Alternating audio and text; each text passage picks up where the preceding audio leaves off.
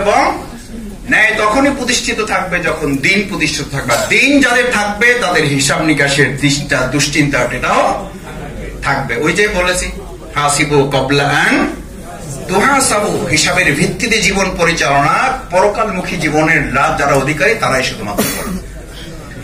এরপরে দেখেন এখানে বলা হচ্ছে জামাত ইসলামী দিন কায়েমের মাধ্যমে সমাজ ও রাষ্ট্রের ন্যায় ইনসাফ প্রতিষ্ঠিত করতে যেন প্রয়োজন এমন নেতৃত্ব কর্মী বাহিনী যারা সাহাবীদের মতো জীবন তৈরি করবে। সাহাবায়ে আজমাইন কিরামগণের হিসাব নিকাশের ভিত্তিতে জীবন পরিচালনায় তাদের জীবনকে পরিশুদ্ধ এবং পরিচ্ছন্ন করেছে। ব্যক্তি গঠনের মাধ্যমে নেতৃত্ব তৈরি হয়। আপনি ব্যক্তি গঠন না হলে রাষ্ট্র গঠন হবে না। যত সংস্কারের কথা বলেন, রাষ্ট্র সংস্কার আগে না ব্যক্তি সংস্কার আগে? এই জন্য যারা এখন দায়িত্ব পালন করেন বলেন যে যেখানে হাত দেই সেখানে দুর্নীতির সাগর, মহাসাগর। এই সাগর থেকে বেরিয়ে আসার জন্যই বাংলাদেশ জামাত ইসলামী সোনার বাংলার জন্য কিছু সোনার মানুষ তৈরি করতে পেরেছে। এমন জায়গায় তারা চ্যালেঞ্জ করেছিল আমাদের দুজন মন্ত্রী যে আমরা লক্ষ হাজার কোটি টাকা না, আমরা 2 টাকার দুর্নীতি করেছি, এটাও যদি কেউ প্রমাণ করতে পারে তাহলে আমরা আমাদের জীবনে যা কিছু বলেছি সবকিছু প্রত্যাহার করে নেব। আলহামদুলিল্লাহ আজ পর্যন্ত এটা কেউ চ্যালেঞ্জ গ্রহণ করতে পারে নাই। এটা হচ্ছে এই হিসাব নিকাশের ভিত্তিতে জীবন পরিচালনাকারী ব্যক্তিদেরই সবচেয়ে বড় সফলতা। সেজন্য এটার পরে তাহলে আপনাকে টার্গেটটা কি নিতে হবে? ব্যক্তি গঠনের জন্য রিপোর্টের গুরুত্ব অপরিসীম। রিপোর্টের প্রকাশটা কি? ব্যক্তিগত রিপোর্ট হলো আয়নার স্বরূপ। আয়নার বৈশিষ্ট্য কি? সে নিরপেক্ষ থাকে, আপনাকে যথাযথভাবে চেহারাটা দেখায়, আপনি যা তাই আপনাকে দেখায়। আবেগের ঊর্ধ্বে ওঠে, অনুযোগের ঊর্ধ্বে ওঠে, অভিযোগের ঊর্ধ্বে ওঠে, অভিমানের ঊর্ধ্বে ওঠে, যথার্থ চেহারাটা আপনাকে দেখায়। রিপোর্ট আপনাকে সেই জায়গাটা দেখায়। রিপোর্ট ভারসাম্যহীন জীবন গঠনের সহায়ক। আমরা এখন প্রায় বলি ডানে তাকালে বামে দেখি না, বামে তাকালে ডাইনে দেখি না। মানে এটার অর্থ হইল এইটা বলেন না, বলেন সংগঠন করলে ব্যবসা থাকে না, ব্যবসা করলে সংগঠন থাকে না। ভাই কোনটা দেখে কোনটা করি বুঝতেছি না। অথচ আল্লাহ তাআলা আপনাকে পৃথিবীতে প্রেরণ করে ঘোষণা দিয়েছেন আল্লাযী খালাকাকা ফাসাওয়াকা ফাআদালাক, who created you balanced and proportionate. আল্লাহ আপনাকে পৃথিবীতে সৃষ্টি করেছেন ভারসাম্যহীন না ভারসাম্যপূর্ণ করে? ভারসাম্যপূর্ণ করে। ভারসাম্যপূর্ণ করে সৃষ্টি করেছেন বলেই তো চোখ কয়টা? তখন তো বলবে যে এটা তো ভারসাম্যহীন হয়ে গেল, বৈষম্য হয়ে গেল। আমি যে একটু আগে মুজিব ভাই বলে গেলাম আমরা সামনে দেখি পিছিয়ে তো দেখি। এখন চোখ যদি একটা সামনে একটা পিছিয়ে হইতো তাহলে কত ভালো হইতো। আলহামদুলিল্লাহ, আলহামদুলিল্লাহ। লাগাই দেখেন রোবট তৈরি হয়েছিল, বিজ্ঞানীরা চ্যালেঞ্জ করেছে জাপানে। একটা সামনে দিয়েছে একটা পিছনে দিয়েছে, অর্ডার করে সামনে এবং পিছনে অর্ডার করলেও বলে যে কোন দিকে যাব, দুই দিকে তো সমস্যা, কারণ চোখ কয় দিকে? দুই দিকে। ওটা ফেল করছে,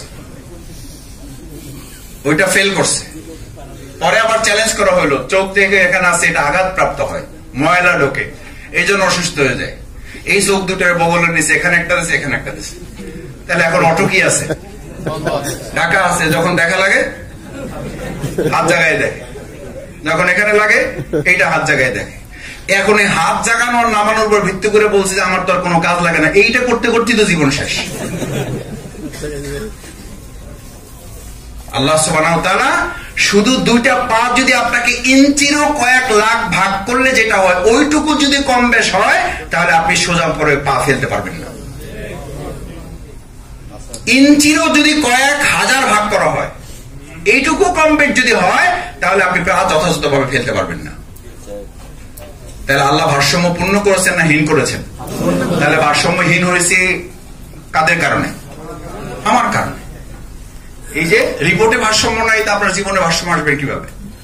জীবনটাকে ভারসাম্যপূর্ণ করার জন্যই ব্যক্তিগত রিপোর্ট দৈনন্দিন আমল বৃদ্ধিতে সহায়ক অংশ। তার জন্য যার আজকের দিনটি কালকের চেয়ে ভালো হইল না, এটা তো সেই বিধানের কথাই আপনাকে বলা হচ্ছে। রিপোর্ট হচ্ছে আখিরাতের জবাবদিহিতার পূর্ণ প্রস্তুতি। হাসিবু ক্বাবলা আন তুহাসাবু। চূড়ান্ত রিপোর্ট পেশ করার আগে আমি এই কথাটা প্রায় বলি। আমি জনকণ্ঠে বহু আগে এটা মানে সাক্ষাৎকারটা পড়ছিলাম, যে অভিনেতা সিদ্দিকুর রহমান নাট্যকার, মানে আমি ওখানে লেখা দেখলাম যে 101 থাপ্পড় কাস্টিং হয়েছে। আমি বললাম 101 থাপ্পড় কাস্টিং হলো কিভাবে? ইন্টারেস্টিং হওয়ার কারণে পড়া শুরু করলাম। পড়তে গিয়ে দেখি যে সে আফসোস করছে যে দর্শকরা অনেক সময় দেখে বলেন এটা এরকম হয় না, ওটা ভুল হয়েছে, বলছে এরকম বলা সহজ, কিন্তু আমাদের জীবন কাছ থেকে দেখলে আপনারা বুঝবেন যে এটা কতটা কঠিন। তখন সে বলছে যে 100টা থাপ্পড় দেওয়ার পর, মানে একটা থাপ্পড় কাস্ট করতে গিয়ে ভিডিওতে 100টা যখন দেশে বারবার মেকআপ হয়ে লাল হয়ে যাচ্ছে, তো পরে আমি পরিচালককে বললাম যে ভাই আর কত থাপড়াইলে তারপরে একটা থাপ্পড় কাস্ট হবে। আমি এই কথাটা মাঝে মধ্যেই আমার রিপোর্টের প্রসঙ্গে আলোচনায় বলি যে দুনিয়াতে একটা থাপ্পড় মানুষকে দেখাইয়া সন্তুষ্ট করার জন্য যদি তাকে 100টা খাইয়া তারপর একটা কাস্ট করতে হয়, তাহলে আপনি কত চমৎকার রিপোর্ট রাখলে কাল কিয়ামতের দিন সুন্দর করে হিসাবটা সহজভাবে আপনি দিতে পারবেন। গোটা দুনিয়াটা একটা রিহার্সাল, ওইটা হলো ফাইনাল প্রিপারেশন। এখানে হিসাব জবাব দিয়ে এগুলো তো জাস্ট প্রস্তুতি পর্ব, it's a preparation work. Final জবাব দিয়ে তো আল্লাহর কাছে দিতে হবে, এবং তার কাছে দিতে হবে যিনি সবকিছু জানেন, দেখেন এবং সবকিছু লিপিবদ্ধ করা আছে, কোনটা বাদ পড়ে না। সেই জন্য বলা হচ্ছে চূড়ান্ত প্রস্তুতির জন্য আপনাকে এটা বলা হয়েছে, পাঠ করো তুমি তোমার কিতাব, যেদিন তোমার হিসাব গ্রহণের জন্য তুমি কেন যথেষ্ট হবে। আল ইয়াওমা নাখতিমু আলা আফওয়াহিহিম, এই আমার মতো আপনার মতো বাঙালিদের মুখ বন্ধ করে দেওয়া হবে। আমার মাদ্রাসার প্রিন্সিপাল এই আয়াতের ব্যাখ্যায় সূরা ইয়াসিন এই আয়াতের ব্যাখ্যায় বলতেন যে মাসুদ এই আয়াত শুধুমাত্র সম্ভবত হইতে পারতো যে এটা শুধু বাঙালিদের জন্য, বিদেশে কোনো অন্যায় কেউ করলে সাথে সাথে সে ক্ষমা চেয়ে নেয়, তার হয়তো অন্যায় না। আর আমাদের দেশে অন্যায় নিজে করার পরও 5টা যুক্তি কিয়ামতের দিনে একই কাহিনী করবে। কার রিপোর্ট কারে দিচ্ছেন? কার রিপোর্ট কারে দিচ্ছেন? আমার এই এলাকার লোকেরা অন্যরকম জানে। আর কি রিপোর্ট নিয়ে আসছেন এগুলো? চেঞ্জ করে নিয়ে আসেন। আর কোন লাইন টাইন আছে কিনা বলেন। সবাই তো কি খুঁজে? লাইন খুঁজে। লাইন আছে কিনা বলেন। কি লাইনে যোগাযোগ করলে কাজ হবে লাইন বলেন। কোথায় যেতে হবে? আছে কোন লাইন? কোন লাইন নেই, কোন লাইন নাই। সেই জন্য আমার প্রিন্সিপাল বলতো যে শুধুমাত্র সম্ভবত আল্লাহ মাফ করুন, এটা শুধু বাঙালিদের জন্য কার্যকর হবে। আল ইয়াওমা নাখতিমু আলা আফওয়াহিহিম, উনি মজা করে বলতেন যে আল্লাহ তখন ফেরেশতারা বলবে এটা বাড়ি কই জিগাও, তো ফেরেশতারা বলবে যে আল্লাহ জিগান লাগবে না। কথা শুনে বোঝা যাচ্ছে এরা বাংলাদেশে। তখন আল্লাহ বলবেন এর জন্য আয়াত আছে, ওরে বাই করো, আর মুখ বন্ধ করো, আরে কি দিয়ে কথা বলতে দাও, আর হাতকে কথা বলতে বলো। আল ইয়াওমা নাখতিমু আলা আফওয়াহিহিম, ওর হাতকে কথা বলতে বলো। এটা যতটা মজার সাথে এখন শুনছেন, বুঝছেন, আমি বলছি হিসাব করেন। এখন আবার সে আগের কথা বলছি। এখন যদি এই মুহূর্তে আমার হাত শফিকুল ইসলাম মাসুদের বিরুদ্ধে কথা বলা শুরু করে, আপনারা সবাই থাকতে পারবেন, আমি পারবো না ভাই। এই আলোচনা ফেলে রেখে আমাকে পালাতে হবে। আল্লাহে আমাকে পালাতে হবে। পুরা জীবনেরও না, 1 সপ্তাহ হিসাব যদি আমার এই হাত এখন স্টার্ট করে দেয়, আমার আলোচনা বন্ধ করে এখান থেকে আমাকে পালাতে হবে। অথচ সেই কথাটাই আল্লাহ বলছেন, শুধু হাত বলবে তা না, এটার উপরে ভিত্তি করে বাংলাদেশে গোটা পৃথিবীর বিচার ব্যবস্থা প্রতিষ্ঠা করা হয়েছে। এই আয়াতের উপর ভিত্তি করে বিচার ব্যবস্থা চলে, নাহলে বিচার ব্যবস্থা আবিষ্কারই হতো না। আর সেই মানুষ পরকালের বিচার কি অস্বীকার করে, কত বড় আহম্মক হলে, কত বড় অপদার্থ হলে। এই আয়াত নাজিল হলে বিজ্ঞানীরা বলেন, জাস্টিসরা বলেন, লার্নেডরা বলেন, শিক্ষিত মানুষেরা বলেন, গবেষকরা বলেন, এই আয়াত নাজিল হলে পৃথিবীতে বিচার ব্যবস্থাই তৈরি হতো না, বিচার ব্যবস্থায় লোকেরা জানতো না। আল ইয়াওমা নাখতিমু আলা আফওয়াহিহিম, কথা বলবে হাত, ওয়া তাশহাদু আরজুলুহুম, সাক্ষী দেবে পা। একজন কথা বলে আর একজন কি দেয়, আর একজন রায় দেয়। বিমা কানু ইয়াকসিবুন, তোমার সব কিছু সেদিন হিসাব করা হবে, সব তুমি জানতে পারবা। তাহলে রিপোর্ট চলবে না চলবে না? চলবে, চলতে হবে। নিজের প্রশ্নে, নিজের স্বার্থে এটাকে সামনে নিয়ে আসতে হবে। রিপোর্টের স্ট্যান্ডার্ড মানটা দেখেন।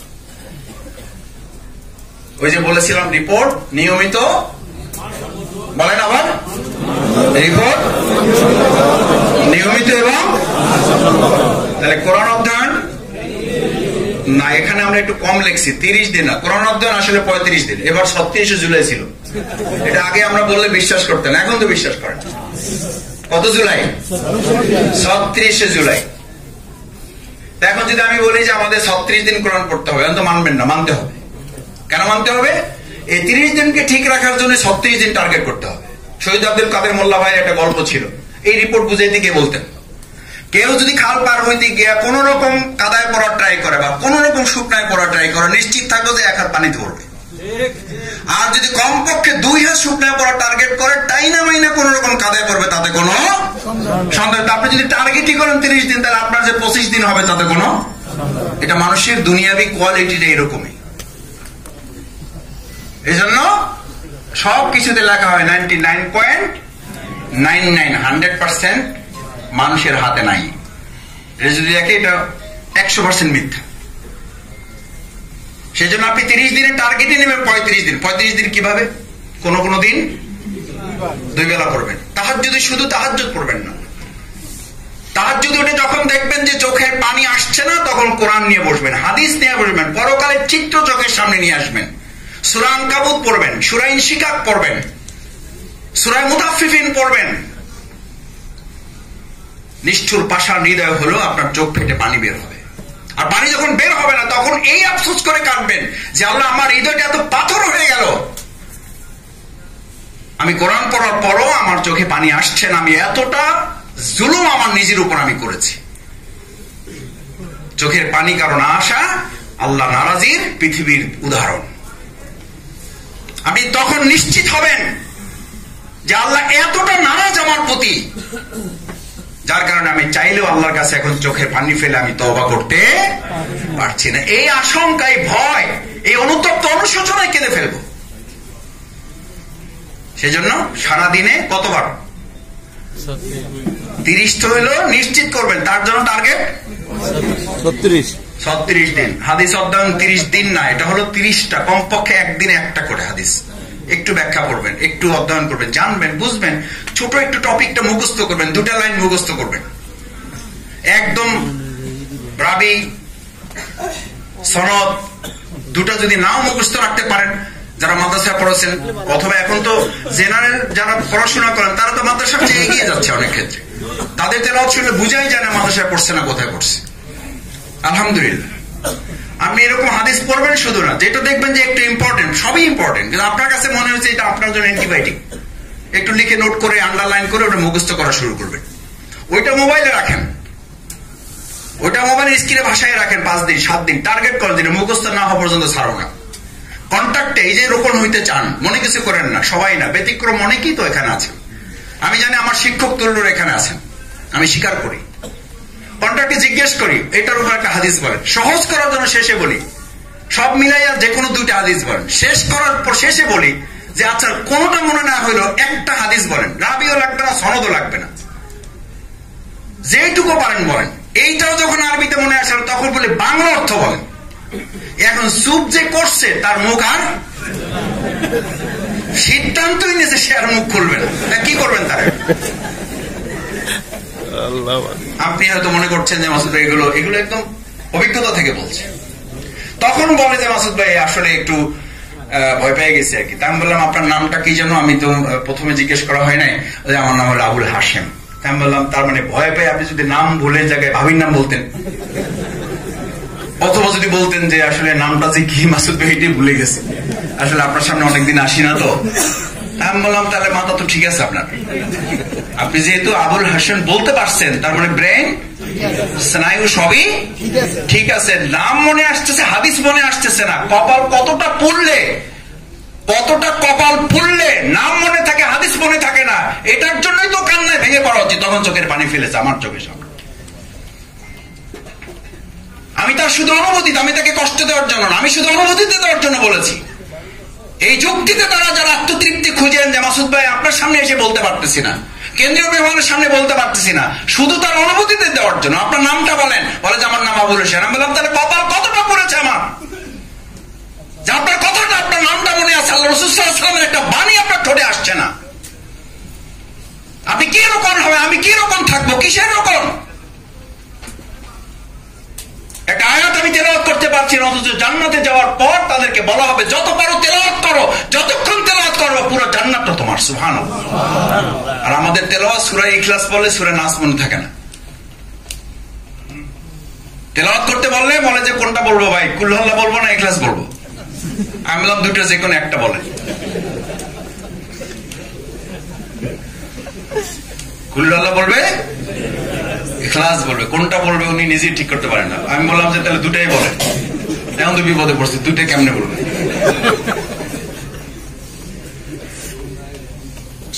হাদিস ইসলামী সাহিত্য, সাহিত্য অধ্যয়নে আমাদের অনেকের অনীহা আছে। ইসলামী সাহিত্য তো হলো আপনার চার্জের মতো, মোবাইল চার্জের মতো। মোবাইল দেখে একটা, যে যত মোবাইল ব্যবহার করেন তার চার্জ কি তত কম না বেশি? ব্যাকআপ লাগে না? কেন ব্যাকআপ লাগে? তাহলে দিনের কাজ যে যত বেশি করবেন জ্ঞান তার তত কম লাগবে না বেশি লাগবে? এটা অস্বীকার করেন কেন? এই জন্য ছাত্র জীবনে আমরা মোটরসাইকেল কাউরে দিলে বলে দিতাম তেল তোলেন না তোলেন এটা আপনার দায়িত্ব, মোবিল নিজ দায়িত্বে তুলে নেবেন। এটার অর্থ কি বলেন? মোটরসাইকেল চালানো না এরকম তো কেউই নেই এখানে, 2-4 জন থাকতে পারেন। এই ব্যাখ্যা আমি প্রথম দিকে আমি বুঝতে পারতাম না। দায়িত্বশীলরা বলে দিত তেল নিজ দায়িত্বে তুলবেন তুলবেন না ওটা আপনার ব্যাপার। মানে কি? আপনি চালিয়ে রাখবি, তো মোবিলটা মনে করে তুলে নেবেন। কারণ হলো শুধু তেল দিয়ে মোটরসাইকেলটা চলবে কিন্তু ইঞ্জিনটা কি হয়ে যাবে? নষ্ট হয়ে যাবে। যেন মোবিলটা দেখে তুলে নেবেন। কোরআন হাদিস হলো তেলের মতো, এটা ছাড়া আপনি চলতেই পারবেন না, ও নিজেই বন্ধ হয়ে যাবেন। আর হাদিস ইসলামী সাহিত্যটা হলো মোবিলের মতো, না থাকলেও চলবেন কিন্তু হঠাৎ করে দেখবেন আমার পদস্খলন ঘটেছে, জিজ্ঞেস করে জানতে পারবেন কি হয়েছে, কয় ভাই কি হয়েছে বুঝতে পারলাম না, মনের মধ্যে একটা ঝামেলা হয়েছে, এরপরে তো মানে এমন জায়গায় পৌঁছে গেছি ওই জায়গায় যাওয়া যায় ওখান থেকে আর মাফিয়ার মতো, চরমপন্থার মতো ওই জায়গায় যাওয়া যায় ওখান থেকে আর ফেরা যায় না। সেটা হলো ইসলামী সাহিত্য না পড়ার ফল। এই জামানাটা এত বড় ফিতনার জামানা, যে জামানা সম্পর্কে রাসূল সাল্লাল্লাহু আলাইহি ওয়াসাল্লাম আগাম সতর্কতা দিয়েছেন যে মানুষ তার ঈমান বাঁচাবার জন্য একটা বকরি অথবা কোন একটা গৃহপালিত পশু নিয়ে সে লোকালয় ছেড়ে পাহাড়ের এলাকায় চলে যাবে, যেখানে কোনো মানুষজন নাই, কোনো ঝামেলা নাই, এরকম এলাকা সে খুঁজবে। আসলে খুঁজবে না, খুঁজতে শুরু করছে। আমি নিজেই মাঝে মধ্যে খুঁজি। এই হাদিসের রেফারেন্স আমি অনেককে জিজ্ঞেস করি যে ভাই হাদিস ঠিক আছে কিনা একটু বুঝে বলেন, কারণ দেখতেছি রাসূল সাল্লাল্লাহু আলাইহি ওয়াসাল্লামের এই বক্তব্যের সাথে আমাদের জীবন মিলে যাচ্ছে। বহু আগে 1400 বছর আগে রাসূল সাল্লাল্লাহু আলাইহি ওয়াসাল্লাম এটা বলে রেখেছেন। মানুষ এত ফিতনায় জর্জরিত হবে, এত সমস্যার সম্মুখীন হবে, সব থাকবে, শুধু তার প্রশান্তিটাই থাকবে না, সে অস্থিরতায় ভুগবে। ভুগবে না? ভুগতেছি, ভুগতেছি, সব আছে কিন্তু কিছুই যেন না। সেখান থেকে বাঁচার জন্য আপনি যত বেশি ইসলামী সাহিত্য চর্চা করবেন তত অন্তরটা প্রশান্তিতে ভরা থাকবে।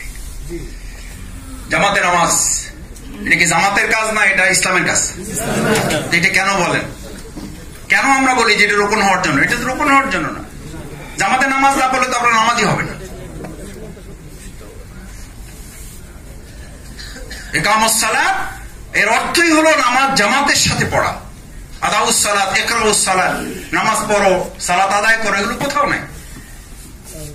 যত জায়গায় সালাতের কথা বলা আছে সালাতের শব্দই হলো আকিমুস সালাত, এর অর্থ হলো জামাত কায়েম করো। এটা 3 জন না হলে 2 জন না হলে কমপক্ষে তো কায়েমই হবে না। এই সালাতের ব্যাপারে বলা হয় যে আসমান এবং জমিনের মাঝখানে মুআল্লাকাতে ফিস সামাই ওয়াল আরদ, এটা আসমান এবং জমিনের মাঝে কি থাকে? ঝুলন্ত থাকে। এটা আদায় হইতেও পারে নাও হইতে পারে। আপনি ঝুঁকি কিভাবে নেবেন? আপনি এমন একটা চাকরি করবেন যে চাকরিতে বেতন হইতেও পারে নাও হইতে পারে। আপনি এমন একটা ব্যবসা করবেন যে ব্যবসায় প্রফিট হইতেও পারে নাও হইতে পারে।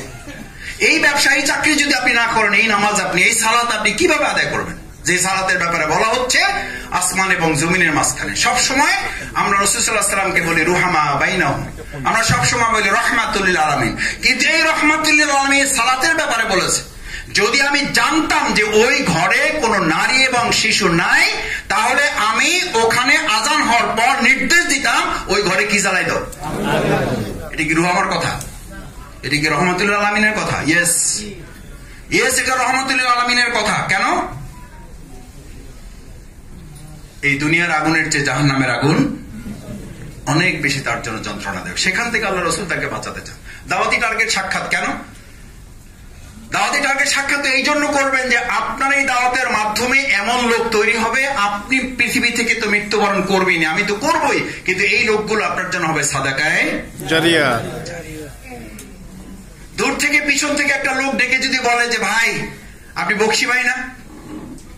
আপনার টেলিভিশনের ওই বক্তৃতাটা শুনে তারপর আমি এই নামাজ পড়ার সিদ্ধান্ত নিয়েছি, তারপর আমি রোজা রাখার সিদ্ধান্ত নিয়েছি, তারপর আমি সেখান থেকে দিনই দাওয়াতি কাজ করার সিদ্ধান্ত নিয়েছি।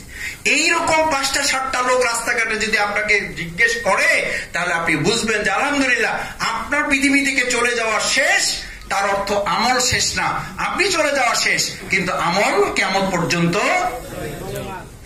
এই ব্যবসা যদি আমি না বুঝি, এই ব্যবসা যদি আপনি না বুঝেন, এর চেয়ে সহজ ব্যবসা পৃথিবী তার কে আপনাকে বোঝাবে? আল্লাহ সেটা বুঝাচ্ছেন আপনাকে। হাল আদুল্লুকুম আলা তিজারাতিন তুনজিকুম মিন আযাবিন আলীম। এমন ব্যবসার কথা বলবো, তুমি চলে যাবা, কিন্তু তোমার ব্যবসা চলমান থাকবে, তোমার আমল চলমান থাকবে। বনী ইসরায়েলের এক যুবককে হাজির করা হয়েছে, সে হাদিস মুসলিম শরীফের হাদিস, বুখারীর হাদিস, মুত্তাফাকুন আলাইহ। তাকে হাজির করা হয়েছে, তার নিজস্ব আমলে সে জাহান্নাম, নিজস্ব আমল বোঝার জন্য সে জাহান্নামী। ফেরেশতাদেরকে নির্দেশ দিলেন আল্লাহ তাআলা, দেখো আর কিছু আছে, তার কিছু আছে না আছে এটা আল্লাহ জানেন না? জানেন না। এটা ইন্ডিকেশন তৈরি করা, আপনাকে অ্যাটেনশন ডেভেলপ করা, এমফাসাইজ দেওয়া যে আপনি যেন সাদাকায়ে জারিয়া অতিরিক্ত কাজে আপনি মনোনিবেশ করেন। এটার জন্য এটাকে আলাদা করে কন্ট্রিবিউট করা হয়েছে। ফেরেশতারা বলেন আছে, বলছে নিয়ে আসো ওগুলো। তার এমন আমল নিয়ে আসা হলো যে আমলে দেখা গেল তার কোনো তাহাজ্জুদ কাজা নেই, অথচ সে বলতেছে আমি কোনো তাহাজ্জুদই পড়িনি। তার আমল নামায় দেখা গেল কয়েকশো কোটি টাকা জাকাত আছে, সে বলছে আমি তো আমার তো জাকাতই ফরজ হয় নাই। সে অবাক। আল্লাহ তাআলা ফেরেশতাদেরকে জিজ্ঞেস করলেন কি ব্যাপার?